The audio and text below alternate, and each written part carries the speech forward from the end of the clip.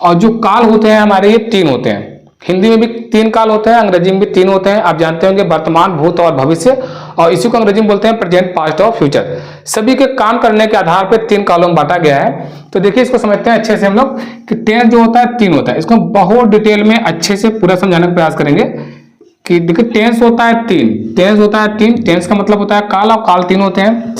एक हमारा होता है present, PRESCENT present, PAST past, और FUTURE फ्यूचर। तो देखिए समझिएगा, जो प्रेजेंट होता है इसको हम हिंदी में बोलते हैं वर्तमान, वर्तमान। और पास्ट का मतलब होता है हमारा भूत, मतलब भूतकाल, भूत, और फ्यूचर का मतलब होता है भविष्य। काल नहीं बोलेंगे हम लोग यहाँ पे, क्योंकि हम यहाँ पे टेंस नहीं लगाए हैं। प्रेजेंट टेंस होता है तो वर्तमान काल, पास्ट टेंस होता है तो भूतकाल, फ्यूचर टेंस होता है तो भविष्य काल बोलते हैं। लेकिन यहाँ पे हम टेंस नहीं लगाए हैं तो सिंपल प्रेजेंट पास्ट फ्यूचर हो गया। तो टेंस मतलब काल हो गया। काल 3 होते हैं हमारे, प्रेजेंट पास्ट फ्यूचर, आप लोग को याद भी हो गए होंगे।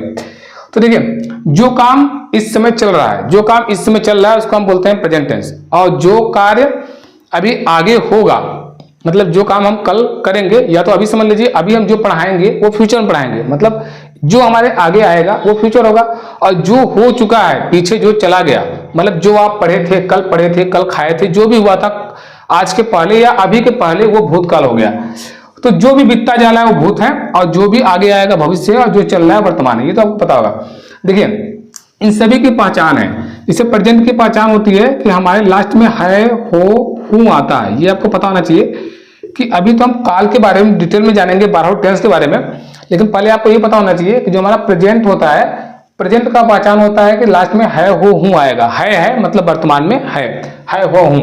और भूतकाल जो होता है इसमें आता है हमारा, पास्ट में आता है था, थे और थी, था, थे, थी आएगा।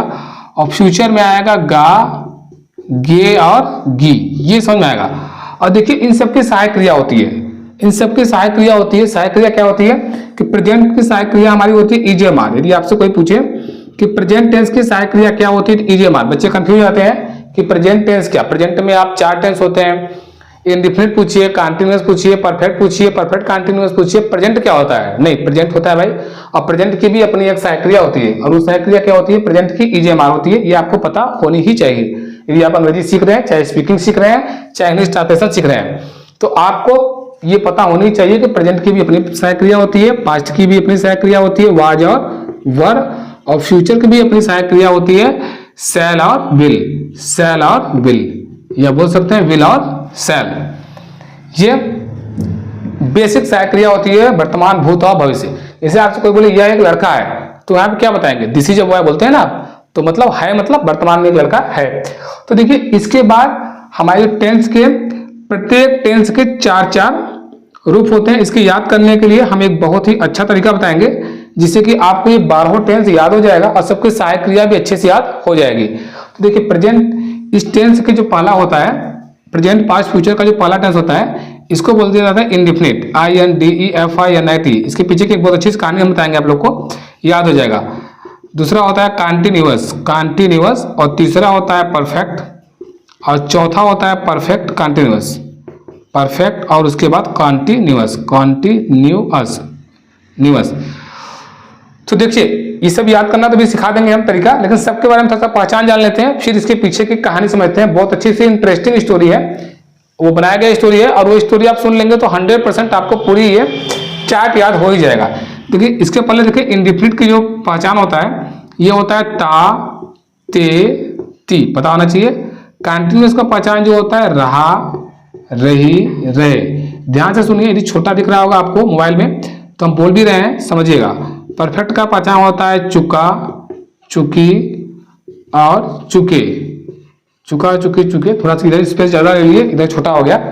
और परफेक्ट कंटिन्यूअस जो होता है, ये होता है समय के साथ, समय के साथ, समय के साथ रहा, रही, रहे, रहा, रही, रहे। अभी हम समझाएंगे रहा, रही, रहे आदि, इस तरह से आता है। देखिए इसका डिटेल में भी यूज करते हैं हम। जैसे अब यदि प्रेजेंट का इंडेफिनिट है तो ता है, ती है, ती है। पास्ट का है तो रहा, था, रही, थी, चुका है, चुकी है। मतलब इस प्रकार से हम इससे जोड़ करके याद करेंगे। पहले समझिए, देखिए इसके पीछे कहानी है याद करने के लिए कि टेंस को यदि आप दादा मान लीजिए, टेंस को दादा मान लीजिए, और इस दादाजी को 3 लड़के हो गए, ये 3 लड़के हो गए वर्तमान, भूत और भविष्य। 3 लड़के कौन कौन हो गए? वर्तमान, भूत और भविष्य। टेंस को दादा मानिए और उनके 3 लड़के हो गए वर्तमान, भूत और भविष्य। और देखिए पहले जो लड़का आया, प्रेजेंट के 3 लड़के आए, प्रेजेंट के 4 लड़के आए। चारों लड़कों का नाम जो था, दादाजी जो थे इनके 3 लड़के हुए वर्तमान, भूत और भविष्य। और पहले जो सबसे बड़ा लड़का हुआ वर्तमान हुआ, और वर्तमान के 4 लड़के हुए, और 4 लड़कों का नाम क्या रखा गया शुरू से? इंडेफिनिट। इन्होंने पहले लड़के का नाम रखा है इंडेफिनिट, कंटीन्यूअस, परफेक्ट और परफेक्ट कंटीन्यूअस। ये इन्होंने प्रेजेंट जी ने नाम रखा।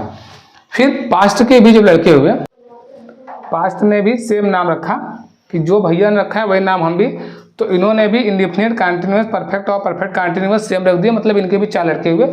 और फ्यूचर ने भी सेम वही दोहराया। तो इससे क्या हुआ कि जब तीनों मतलब दादाजी के 3 लड़के हुए, तीनों लड़कों ने अपने 4 लड़कों का नाम सेम रख दिए, तो इसे दिक्कत होने लगी। दिक्कत क्या होने लगी?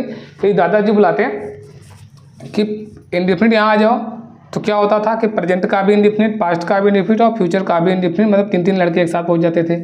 यदि कंटीन्यूअस बुलाया जाता तो प्रेजेंट का कंटीन्यूअस, पास्ट का कंटीन्यूअस और फ्यूचर कंटीन्यूअस 3 एक साथ आ जाते हैं। तो इस प्रकार से समस्याएं होने लगी। मतलब कि आप समझ सकते हैं कि प्रेजेंट, पास्ट और फ्यूचर तीनों लड़कों के जो 4 लड़के हुए, वो 3 नाम एक जैसे हो गए। तो इसमें दिक्कत होने लगी बुलाने में। तो उसमें क्या हुआ कि इसके नाम क्या रख दिया गया कि सभी पिता ने अपना नाम इनके पहले रख दिया। मतलब प्रेजेंट ने अपना नाम रखा प्रेजेंट का इंडेफिनिट, प्रेजेंट का कंटीन्यूअस, प्रेजेंट का परफेक्ट और प्रेजेंट का परफेक्ट कंटीन्यूअस। उसी प्रकार से पास्ट का इंडेफिनिट, पास्ट का कंटीन्यूअस, पास्ट का परफेक्ट और पास्ट का परफेक्ट कंटीन्यूअस। उसी प्रकार से फ्यूचर ने भी किया, फ्यूचर का इंडेफिनिट, फ्यूचर का कंटीन्यूअस, फ्यूचर का परफेक्ट, फ्यूचर का परफेक्ट कंटीन्यूअस। जब इतना हो गया तो लास्ट में ये हुआ कि दादाजी का नाम भी लास्ट में लगा ही लेते हैं। मतलब प्रेजेंट इंडेफिनिट, लास्ट में आ गया tense, past indefinite tense, future indefinite tense. इस प्रकार से सभी के लास्ट में दादाजी का नाम लग गया और नाम के पहले पिताजी का नाम, तो सभी के लड़के अलग अलग हो गए। इस प्रकार से आप समझ सकते हैं कि 12 टेंस पूरे होते हैं और एक ही टेंस से मिला करके, मतलब एक टेंस के 4 रूप होते हैं, दूसरे के भी 4 और तीसरे के भी 4। इस प्रकार से 4 गुणित 3 कितने हो गए? 12। तो हमारे टेंस जो है ये पूरा हमारा टेंस होता है। और ये आपको अच्छी तरह पहले ये पहचान 100% आएगा, तब आपको टेंस समझ में आएगी। और टेंस हम 2 टेंस एक साथ ले लेके या एक टेंस ही डिटेल में पढ़ाएंगे, अच्छे से पढ़ाएंगे। कुछ ऐसी चीज़ें होंगी जो आप नहीं जानते होंगे, तो वो सब भी समावेश करेंगे। अच्छे से चलेगा, कंटिन्यू क्लास चलेगा।